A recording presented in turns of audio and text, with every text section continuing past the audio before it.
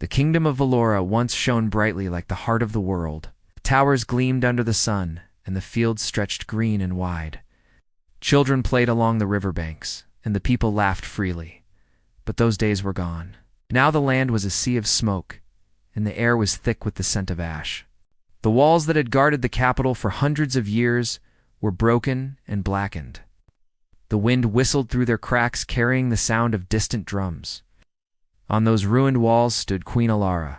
Her cloak, once deep blue and lined with silver, hung in tatters, and her face carried the marks of sleepless nights. Her eyes, dark and sharp, swept across the battlefield beyond. There on the open plain stretched the enemy lines, a vast army waiting for the signal to strike. Banners burned, flags fell, and the last lights of her city flickered in the dusk. She could still hear the cries of her people. In the streets below, a few soldiers prepared what defense they could. Some repaired weapons with bare hands. Others tried to comfort the wounded. In the great square, mothers held their children and prayed silently, their voices too soft to rise above the roar of the wind. The Queen's loyal guard, Captain Lucas Ward, climbed the steps behind her. His armor was dented, his blade dull from many battles. Still, his voice remained steady as he said, "Your Majesty, the western gate has fallen. The scouts report heavy movement from the east. If they strike together, we will be surrounded before dawn." Alara did not turn immediately. She kept her gaze fixed on the far horizon, where the last bit of sun bled into the clouds. Then she said, very quietly, "We are already surrounded, Lucas, but a queen does not retreat." Lucas bowed his head, wanted to argue, but he knew her spirit well enough.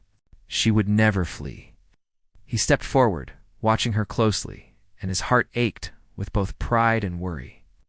They had followed her through years of hardship, believing always that she would find a way. Yet now, as the fires spread across Valora, even hope seemed to tremble. Down in the courtyard, Maniclara Wynn moved swiftly among the wounded. Her hands were steady, though her clothes were stained with dirt and blood. She offered water to a young soldier, no older than 16, whose arm was wrapped in torn cloth. When he tried to thank her, she only smiled and said, "Save your breath. You'll need it when we fight again." Even in despair, her words carried a spark of warmth.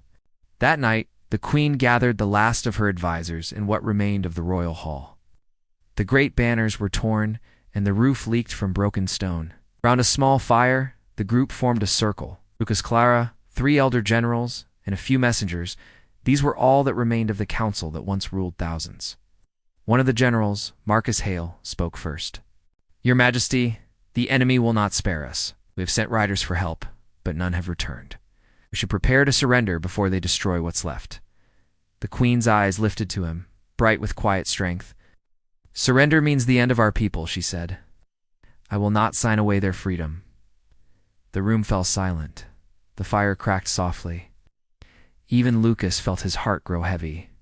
He wanted to believe in her courage. Yet the truth was cruel. They were outnumbered, outmatched, and nearly out of time. When the meeting ended, Alara walked alone to the balcony that overlooked the dead city. Stars had just begun to glow above the smoke, dim and distant. She placed her hands on the cold stone railing and closed her eyes. In that moment, she felt very small in the vast silence of the world. She whispered, not to the gods, but to the memory of humankind, the old strength that had once driven them to build, to dream, to rise again each time they fell. Her voice was just a breath in the wind. If any still remember the old oaths, if any still carry courage in their hearts, hear us now. Somewhere far away, thunder rolled. She looked toward the north, where the mountains stood like shadows beneath the moon. It was said that beyond those peaks lived people who had vanished generations ago, warriors who once fought beside Valora's kings. She could not know if they were real or just stories told to keep hope alive.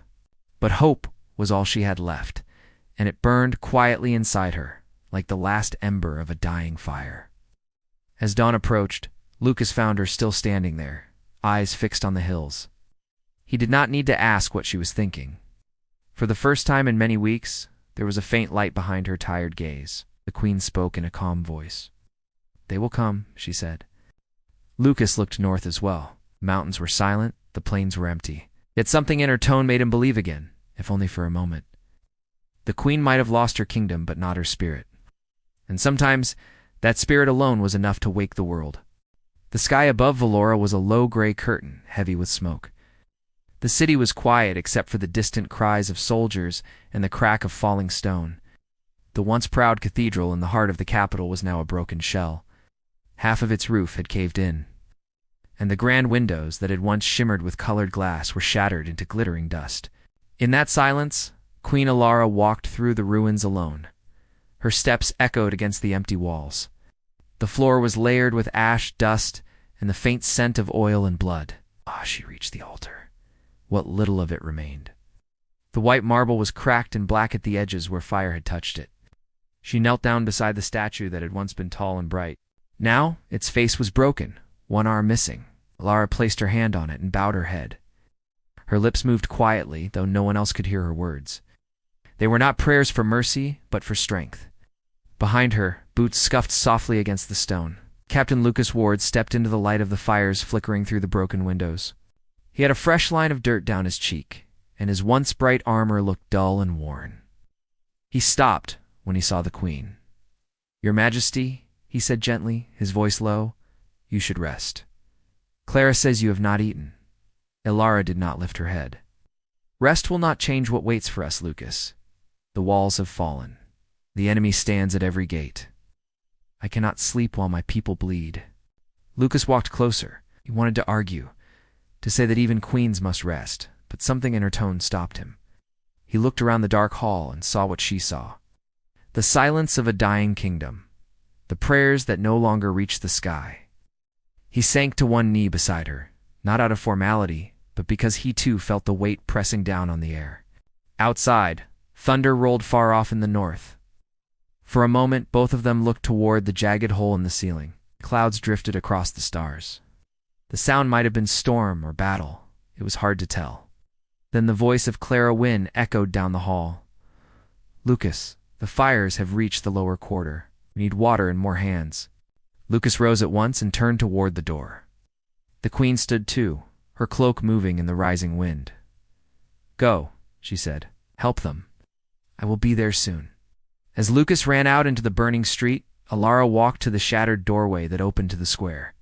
Flames danced through the town, but in their light she could see her people still fighting to save what they could. Men passed buckets of water in long lines, their faces black with soot.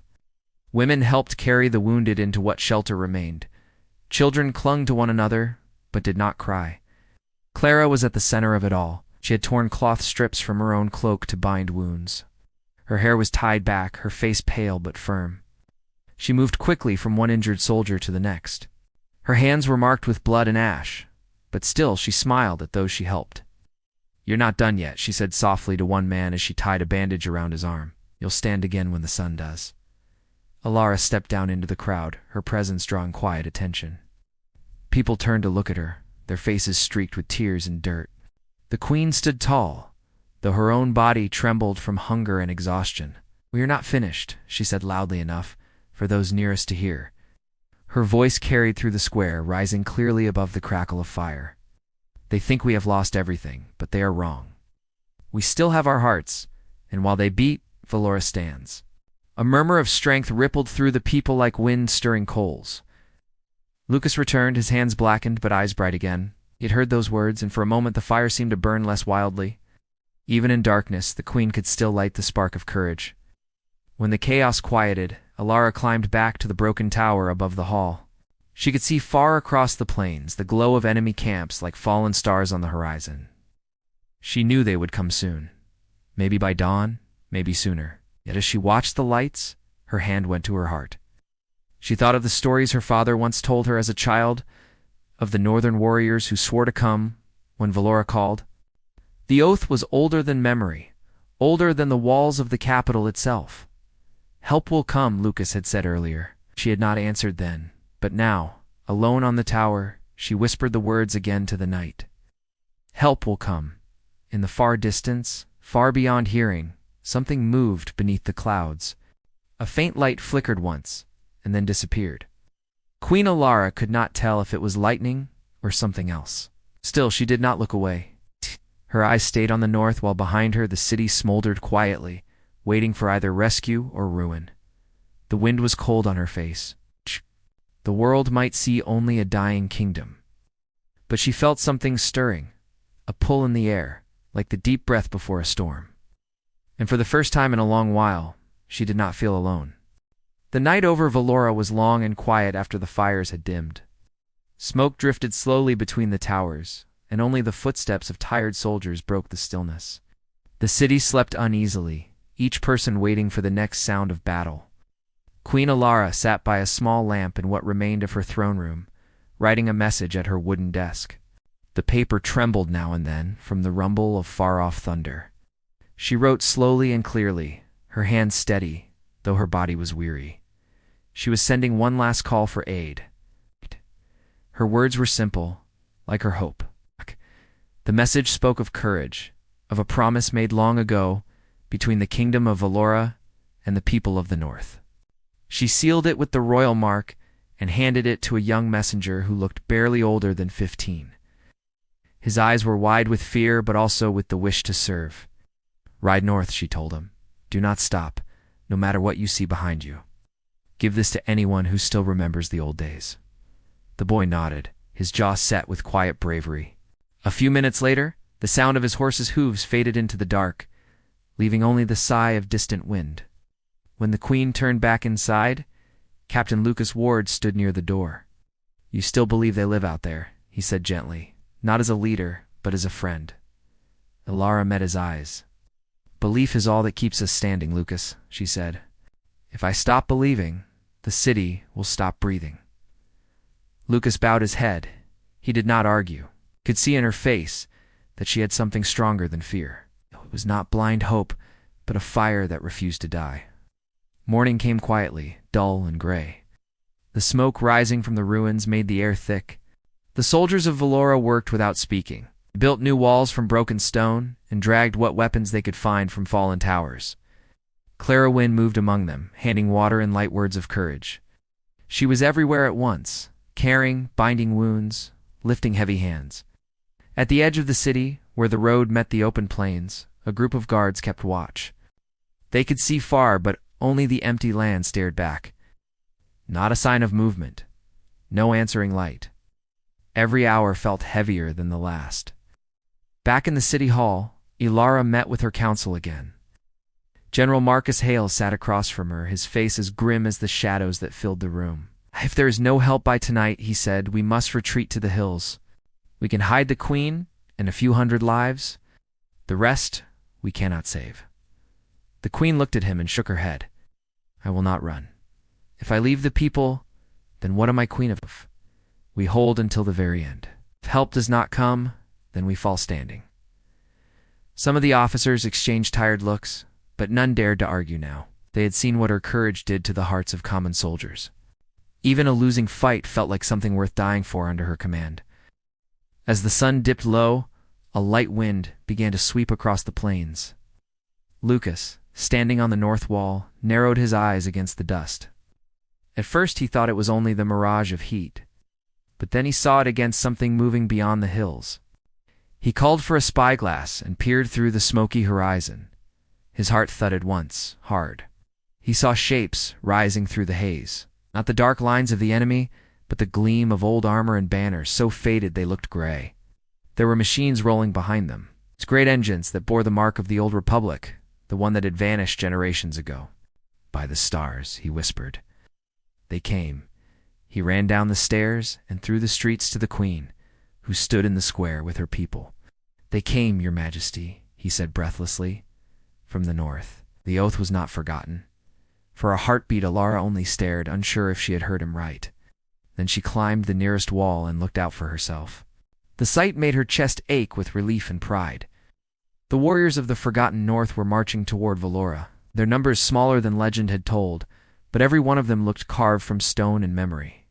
They carried their weapons high, and their steps beat like drums of awakening. Behind them rolled old machines of war, patched and rusted, but powerful still. At their front rode a man with a scarred face and deep eyes, his armor scratched by time but shining in places where care had touched it. He raised his hand in salute as he saw the Queen's banner fluttering weakly in the wind. Lucas whispered, "Who leads them?" "One of the old sons of the Republic," said Alara softly. "Or maybe just a man who remembered his word." The people of Valora cheered, though their voices cracked from smoke and strain. Hope lifted with their shouts, filling the broken city with a sound it had not known for many months. Alara stood at the top of the wall as the Northern army crossed the plain. She felt as if the breathing world had shifted. Help had truly come, and with it the promise that humanity was not finished yet. For the first time in many nights, she smiled. The battle was not over, but she no longer faced it alone. The morning came red and cold. The mist rising from the plains hid the ground in a white sea. Queen Alara stood on the high wall of Valora, looking out as the distant sound of marching feet rolled closer. The men and women of the north had reached her gates before sunrise. Their armor was worn, their banners faded, but their steps were firm. The people of Valora gathered along the streets, staring with wide eyes as this long-forgotten army entered the ruined city. At their front rode the man she had seen from the wall. His name was Aaron Doyle. His face was lined and scarred, and his shoulders carried many years of battle. When he reached the queen, he dismounted and fell to one knee, bowing his head low. "Your Majesty," he said, his deep voice carrying across the square, "we heard your call. It took us long to gather, but we are still bound by the old oath.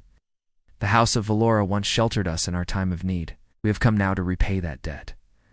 Alara stepped forward and placed her hand on his shoulder. Her voice was quiet but full of emotion. "Valora never forgot you, Commander Doyle. You return not as debtors but as brothers and sisters. We stand as one." The crowd cheered, their voices breaking with relief. For the first time in months, something other than fear filled the air. The Northerners brought food, medicine, and weapons. Children followed them through the streets, amazed by their strange gear and the painted crests on their shields. The soldiers of Valora greeted them with curious smiles. Lucas stood with Clara near the gate as the new soldiers entered. He whispered to her, "Look at them. They crossed mountains for us." Clara nodded, her eyes wet. Maybe the world still remembers loyalty after all. That day passed in a blur of noise and effort. The armies joined hands to rebuild broken walls and repair ancient machines. Makeshift forges were lit in the courtyards, where metal rang against metal as blacksmiths worked through the smoke. Aaron walked among his people and the soldiers of Valora, giving short orders in a calm, strong tone. Lucas followed his lead easily, impressed by the man's quiet strength. By nightfall, the air had changed. The smell of fear was weaker. The fires now burned not in chaos but in purpose. In the glow of those flames, Alara met with her commanders inside the ruined council chamber. Aaron stood beside Lucas and Clara, mapping out the defense with steady hands. "They will attack at dawn," said Aaron. "Their numbers are large, maybe 5 times our own, but they rely on fear. We will not give them that. We will fight at Ironvale Ridge, where the ground narrows. That place will be our wall." Lucas leaned over the map. The old artillery cannons still work. We can move them there. "Good," said Aaron. He looked to the queen. "When the battle begins, we hold. When the storm breaks, we strike through their center. We'll take my riders down the flank when you give the signal." Alara listened carefully, her hands clasped behind her back. She looked at each of them in turn and said, "We do not fight only for Valora. We fight for every human heart that still believes freedom is worth the cost. If this is our last dawn, then let it see us stand together." They nodded, the room filled with quiet courage. Before dawn, the queen walked among her soldiers. Many of them were young, tired, and frightened, but their faces lifted when they saw her. She carried no crown, only her sword, its blade polished clean. "Stand for those who cannot," she told them. "Stand for the world that will come after us." At sunrise, the enemy appeared across the plains like a shadow moving under the red sky. Their horns sounded loud and cruel. The ground seemed to shake with their approach. The air turned thick with dust and the low thunder of their march. But at Ironvale Ridge, humanity was ready. The northern warriors took the front lines with Lucas and Aaron among them. Valora's soldiers formed ranks behind the old machines of war. Clara stood at a post near the wounded tents, her hands steady even as the sound of battle built like a storm about to break. Then came the first clash of steel. The enemy surged forward, shouting and wild, thinking they would break the line. The But the cannons fired, and the ridge lit up in smoke and fire. The ground shook. The enemy wavered, stopped, then crashed forward again. Lucas fought shoulder to shoulder with men from the north. His sword flashed, his voice rose in sharp commands. Aaron moved like a shadow, leading the flank in perfect rhythm. The queen, though urged to stay back, rode along the ridge to rally those who faltered. Her horse was lathered in sweat, her hair streaked with dust, but her words carried like thunder over the chaos. Hold, for Valora, for humankind. The words spread from mouth to mouth until the whole line shouted them. Hope became a weapon stronger than any blade. Hours passed in that storm of battle. The ridge was covered in smoke and ash, but still the line held. The sun climbed blazing red above a field of endless struggle. Every cry, every strike, every heartbeat felt as if the fate of the world rested inside it. And as the day carried on, even the enemy began to falter. They had thought Valora already broken. They had not expected the strength of a people who refused to die. On the ridge, with smoke rising high and hearts unbroken, it was clear that humanity was not finished yet. The sun rose pale and cold over the battlefield. Smoke still floated above the plains, gray lines twisting in the morning wind. Ironvale Ridge was silent now, except for the crackle of burned wood and the low moans of the wounded. The ground was torn and dark, littered with broken blades and fallen banners. The sound of crows came from somewhere far off, soft and distant. Queen Alara stood at the top of the ridge, her armor scratched, her cloak torn, her face marked with dust. Her eyes looked over what was left of the field. Bodies of enemy soldiers lay scattered across the slope. The banners of Valora still stood, weak but steady, waving gently in the cool wind. Lucas Ward limped toward her, his shoulder bound in fresh bandages. He looked tired but alive. "We held, Your Majesty," he said quietly. "We held the ridge."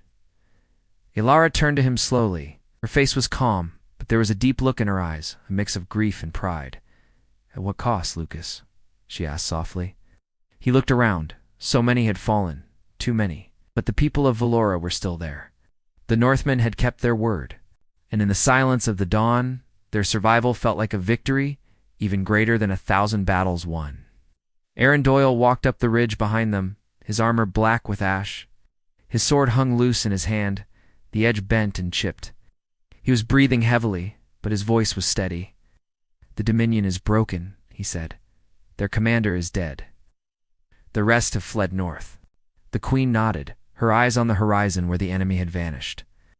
The sun touched her face, and she looked older in that light, older but unyielding. "Then it is done," she whispered.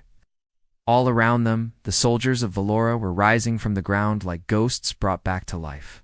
Some cried quietly as they embraced one another. Others looked to the queen and began to cheer, their voices rough but full of feeling. The sound grew louder, echoing through the broken hills until it filled the morning air with something stronger than victory. It was the sound of survival, of a people who had refused to surrender. Clara Wynne came running up the ridge, her white cloak stained with blood. She carried a small pouch of herbs and cloth, her face pale but bright. "There are still many who need help," she said quickly, "but we will make it. We'll save more than we lost." The queen smiled faintly. "You have done more than anyone, Clara. You kept hope alive when all else failed." Clara shook her head. "You gave them something to hope for." Alara looked at the field once more. The fires were dying out, leaving trails of smoke curling into the sky. In the distance, the river that ran alongside Valora glittered faintly in the sunlight.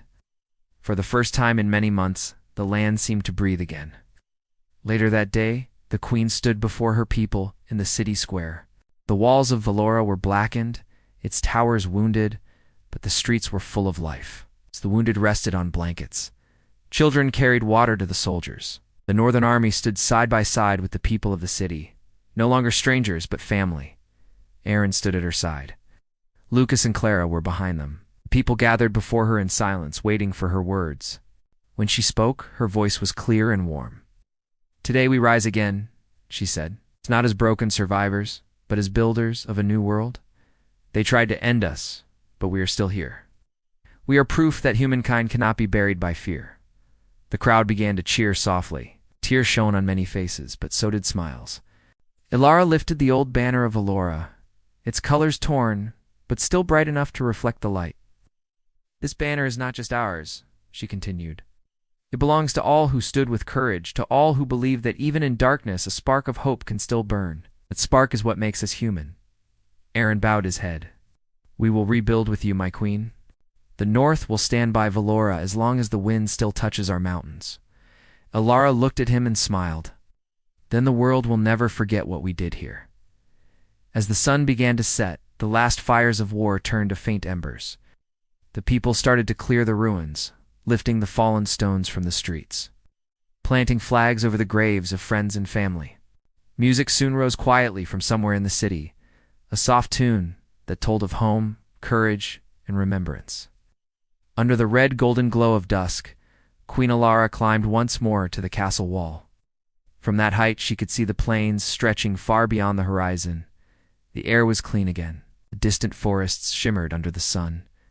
She felt the gentle wind on her face and closed her eyes for a moment. Lucas joined her there. He stood without speaking until she finally said, "We have seen the end, Lucas, and still we live." He nodded. "And we will live better than before." That is what they fought for. She looked out at her people, her city, her kingdom reborn through fire and pain. For the first time, she saw not despair but promise. The promise of peace, of unity, of a tomorrow built with human hands. And as night came and the first stars appeared above the quiet city, Queen Alara whispered to the wind, "We are not finished. This is only the beginning."